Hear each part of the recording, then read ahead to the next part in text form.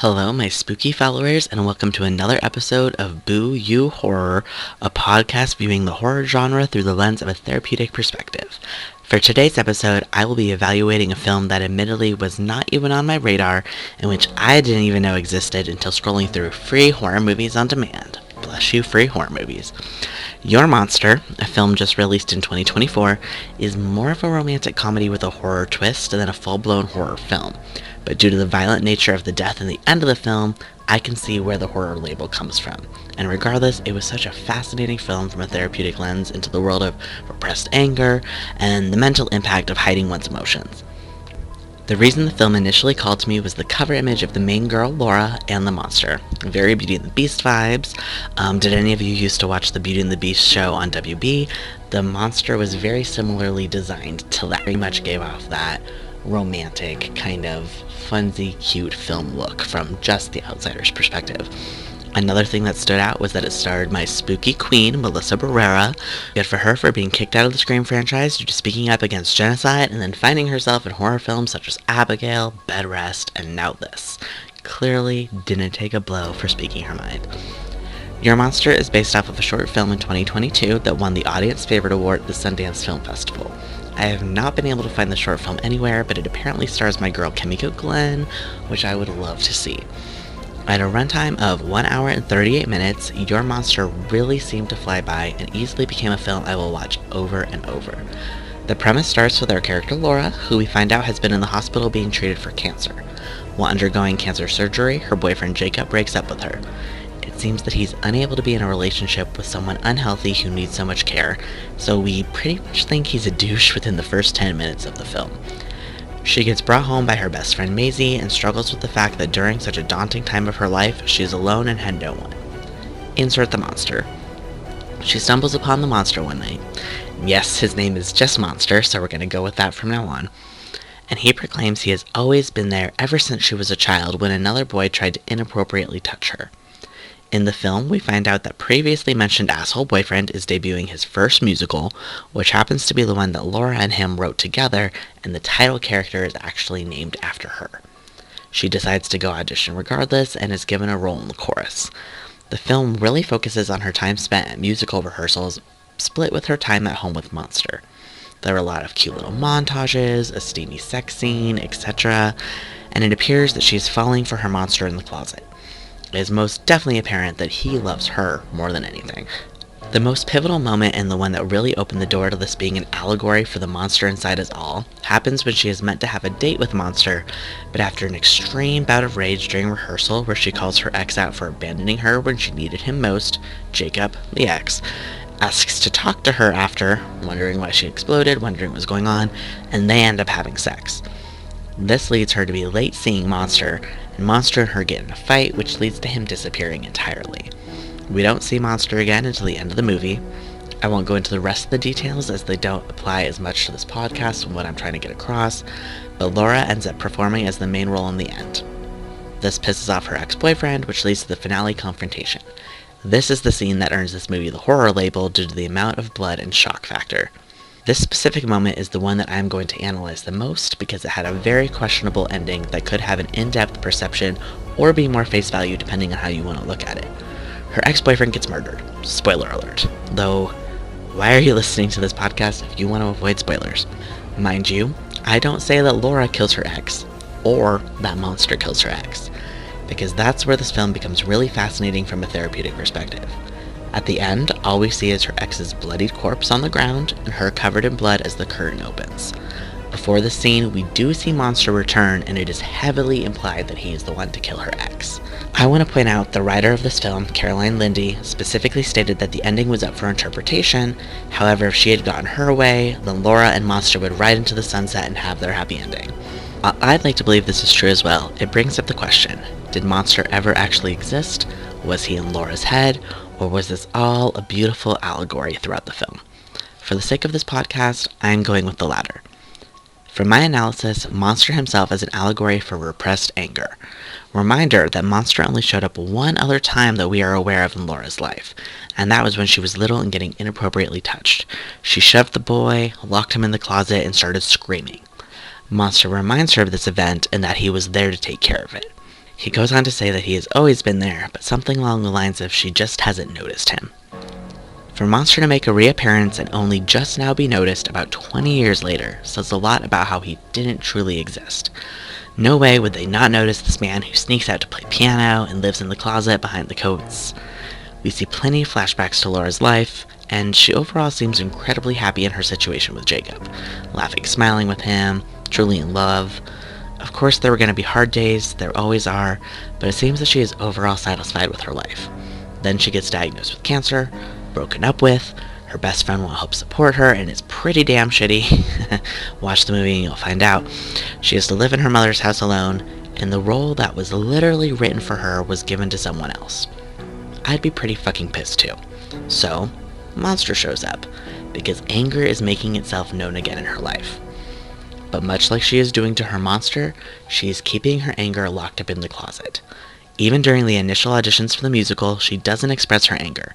She tries to get along with her ex and be civil. She is polite to the lead who got her starring role. She presents the way that society would want to see her present. That nothing is wrong. She can't show her sadness or her struggles.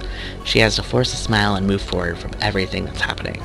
Monster truly tries to encourage her to stand up for herself throughout the course of the film. That she doesn't deserve the treatment that she is being put through. When he goes away in the film, it's because she says she doesn't need him anymore and shuts him back out. This could also be because she had a moment where she felt things were okay again after sleeping with her ex. It healed her, even if in a toxic way, and she no longer felt angry with him, perhaps because that anger was placed with misplaced hope. In the end, she finally snaps. Her ex is in her face, criticizing her, yelling at her, saying how she has ruined everything, and she snaps. Her anger finally gets the better of her, and she murders him in a literal blind rage. Her anger wins. Her monster wins. But the monster isn't a bad guy, even despite this death. This monster gives a voice to that repression. Even during the awkward sex scene, this could be twisted to be a form of self-love. She's embracing her anger, recognizing that she doesn't have to keep silent about what hurts her anymore, and that she can have love for this emotion rather than hatred for it. When talking to my clients, I always refer to two things when it comes to emotions. One thing is that we need to learn to love our emotions and work alongside them rather than reject them. If any of you have seen Inside Out, the entire point of the film is that all emotions play an equal role and you can't just shut one emotion out. You can't truly experience joy without sadness. Anger is a part of that. Anger is one of our core emotions that the emotion wheel points out because it is so relevant and leans into secondary emotions such as fear, vulnerability, hurt, etc.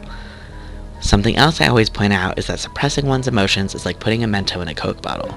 The emotion is going to show up regardless, but the difference is if you put a lid on it or not. If you put a lid on, the Coke bottle gets shaken, you get shoved around, things continue to distress the anger. It's eventually going to explode and pop off the lid. And while the Mento is still going to have an explosive reaction even without the lid on, the difference is that we have more control as to when that reaction happens and what it looks like if we let it play out naturally rather than suppress it. We can't always guess how much pressure it is going to take till it then finally bursts, but we can control when we drop the Mento and allow the immediate carbonation release. Our emotions, thoughts, and behaviors all play a role within one another and can bounce back and forth within a triangle. For Laura, her emotion is anger. That's a given. It's the primary emotion for her in these moments, which is often something that comes outside of our control. We can't predict when a bee will sting us or how painful the sting will be, but we can either ignore it and let it fester, or we can treat it and soothe it. She experiences anger, and her behavior is to immediately ignore it. This leads to negative thoughts about being undeserving, not enough, etc., which only increases the emotion and elevates it, though seems to disguise itself so she doesn't think that it's anger, and instead feels it's depression. Cue a scene where she is literally sobbing alone in her house for like 2 straight minutes. It's a continuous cycle, and because the negative process was never broken, it resulted in the ultimate behavior of murder. And while most people aren't going to get to that extreme, it demonstrates that there are possible ways to interfere in the triangle of emotions, thought, behaviors before it becomes too late. Repressed anger can also lead to stress in the physical body. It never shows that she has a flare-up in her cancer, but instead that she actually does become cancer-free. Despite this, she is not excited about this news, too focused on issues such as, her ex-boyfriend and the fact that there's a monster in her closet. But it is important to note that keeping in tune with our bodies, checking in with them, seeing where it is being carried, because stress when not treated has a negative impact on our health. No brainer, right? And yet people consistently bury their emotions as if that will resolve the problem. Your body is still going to carry it, whether you're actively feeling or thinking about said emotion. So, how does one deal with repressed anger? We can't all just become monster fuckers and pull our anger out of the closet to help us heal and have self-soothing through cute dates and spicy sex. But that doesn't mean we can't embrace it in other ways. While Laura didn't have many people to turn to, and the isolation certainly didn't help her to have an exploratory outlet, she could have found other healthy ways to release her anger. Stereotypically, I'm a big fan of journaling. In emotional regulation, research reports that even just getting it out of your head and out there, whether this is saying it out loud, talking to a friend or a therapist, or just writing it down, already makes a significant impact and decreases negative emotions. A recent study at University of California observed neurological images of the brain and saw that when people actively talk out their emotions, their emotional reactivity decreases to feel calm and composed. And while it can be hard to release these emotions, it's letting the carbon monoxide slowly out of the cap instead of exploding all at once. This is why talk therapy is so beneficial. In terms of treating things like repressed anger, I am definitely biased, but I highly recommend DBT or dialectical behavioral therapy.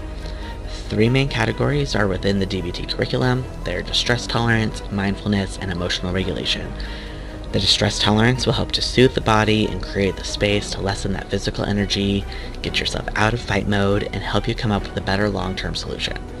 Mindfulness is really about being present in the moment, which helps to lessen the anger about the past, such as, her partnership, or a potential future, and helps to feel more control in the situation and what can currently be done about it.